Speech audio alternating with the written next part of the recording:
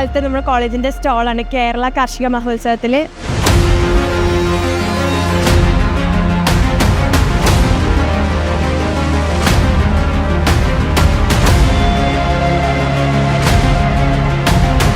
ഇവിടെ automatic coconut tree climber ഉണ്ട്.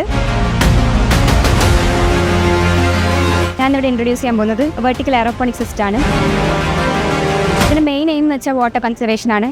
ഇത് ഫീൽഡിന് യൂസ് ചെയ്യുന്നതിൻ്റെ 10% വാട്ടർ മാത്രമേ ഇതിൽ യൂസ് ചെയ്യുന്നുള്ളൂ. അപ്പോൾ അതുപോലെ ഫെർട്ടിലൈസേഴ്സ് ഒക്കെ ആഡ് ചെയ്യണമെങ്കിൽ ഈ വാട്ടർ തന്നെ നമുക്ക് ആഡ് ചെയ്ത് കൊടുക്കാൻ പറ്റും.